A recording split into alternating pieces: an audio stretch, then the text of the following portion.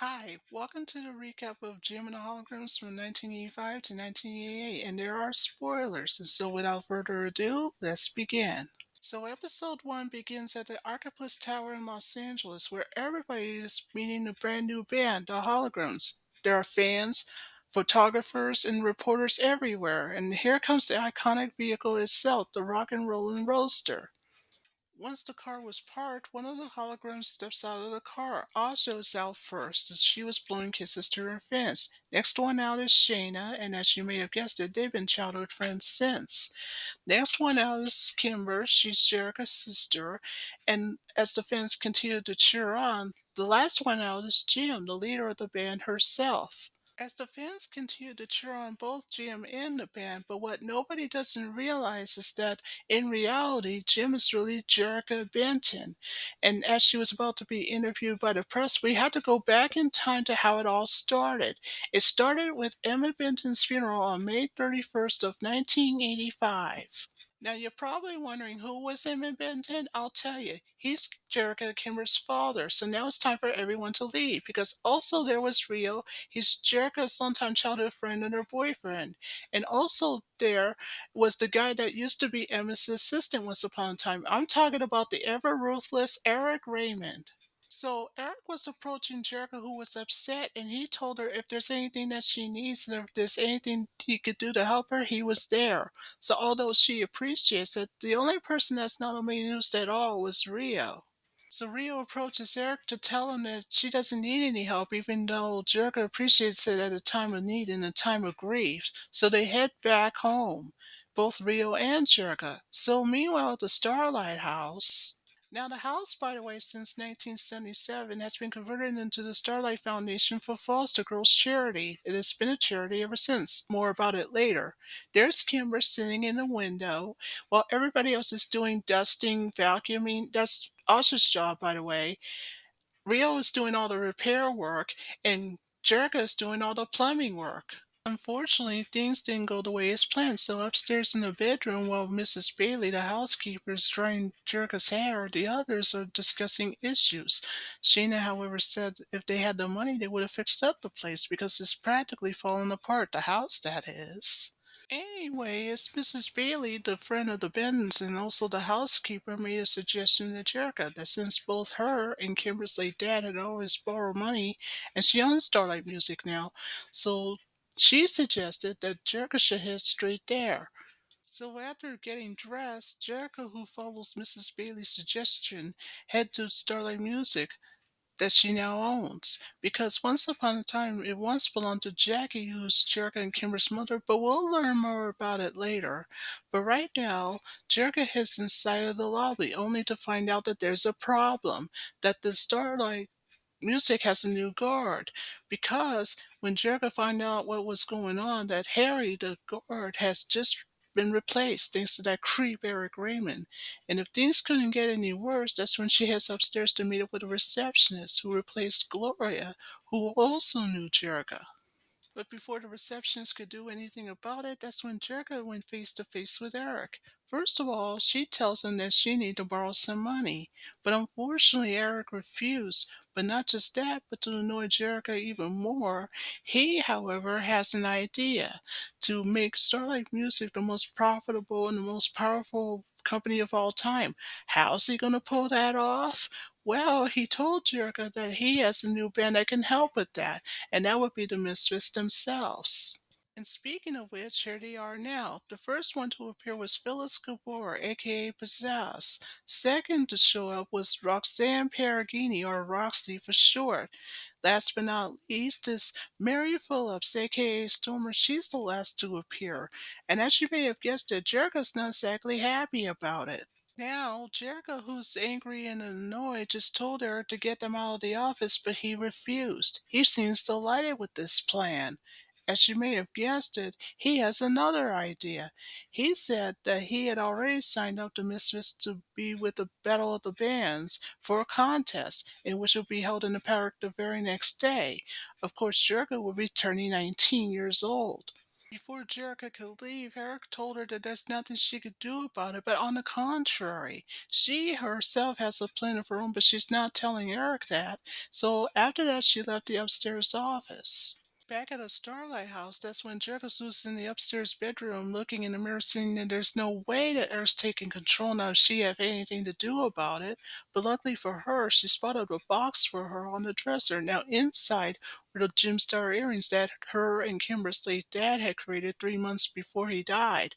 Well, they'll be important in the entire series. Anyway, Jerrica went ahead and put on the earrings, but little didn't she and her friends know that their lives are going to change forever. When all of a sudden there's a gust of wind that opened the windows, and then all of a sudden, Synergy, who's the quote unquote holographic teacher, advisor, mentor, had just told Jerrica that quote that she had come for her. And yet Jerrica couldn't help but wonder why. So Synergy told the girls to have them follow her so she can explain. So that's what the girls did. So they followed Synergy to the abandoned drive-in. Now, the Starlight Drive-in was once owned by Emmett Benton from 1983 to 1985. More about it later. So by the time the girls arrived there with the Starlight Express, that's the name of the van, by the way, of course, Aisha wasn't sure if she could follow Synergy's advice to drive through the screen, but reluctantly she ultimately did so. Inside, we're surprised there's a synthesizer and there's Synergy inside of it. So that's when Synergy starts to explain to the girls how Kimber and Jerica's late father had built her long ago from 1983 to 1984. That'll be important later. So to help demonstrate, Jerrica touches her earring, and out of nowhere were a bunch of holograms everywhere. They seemed impressed, the girls that is, but that's not all. There's a bunch of clothes. Next there was some musical instruments and some equipment. And last but not least, the iconic vehicle, the Rockin' Roadster, as we saw in the beginning of the episode. So now that Emmett has left the girls all together, so all the girls need to do is get to the park the very next morning. So that's what they did. So June 1st of 1985, and it's also Jerica's birthday, that's when the Battle of the Bands were about to end right there. And the person who was running it is none other than Eric Raymond. Eric was about to announce the winner when all of a sudden Jim and the Holograms appear out of nowhere with their song Only the Beginning. The audience cheered, and of course Eric and the Misfits were shocked and they're dismayed. They just couldn't believe it. So after the song ended, let's just say Eric and the Misfits are not exactly happy about it. So while the audience continues to cheer on with Jim and the band, that's when Eric says, wait a minute, that contest is by invitation. And that's when Jim pleads their case to say that Jerrica had already invited her and the band. So to surprise Eric, that's when Jim had made Jerrica appear out of nowhere. So while Eric went to see what was going on, that's when Jim changed it to Jerrica, but this time for real.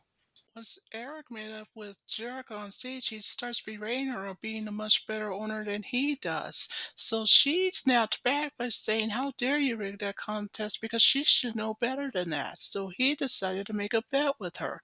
He said that in 6 months' time that the Misfits will be more popular than other bands. And there's the next battle of the bands coming up. And if Jim wins beforehand after that, that means Jerrica will gain control. But if Jim loses, that means that Eric will gain control. So he's asking Jerrica, what's your decision? So she, however, accepted Eric's challenge. And Howard Sands shows up to tell Eric and Jerrica something even better. The mention that he owns will go to the winner and, of course, the movie deal. But what the holograms didn't know is that the Mistress were busy stealing instruments. So when the holograms saw what happened, that's what led to the car chase. But unfortunately, it was cut short since the roadster was now over a cliff. Things were looking bad for the girls. That's when Jerrica has a plan.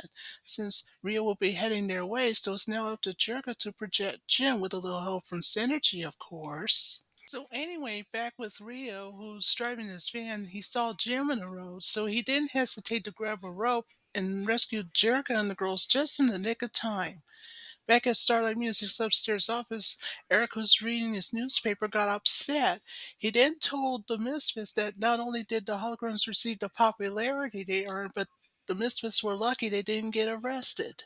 As ruthless as Eric is, he wanted to make sure the Misfits will win. And why is that? Because that's part of the plan. So back at the Starlight House, the Starlight girls were busy collecting money for the art jar. There's Chrissy, Annie, Bonnie, who was 8 years old, Layla, who's the oldest, Becky, the second oldest, Dondra, her two sisters, Terry, and of course Ashley, who's 13 years old.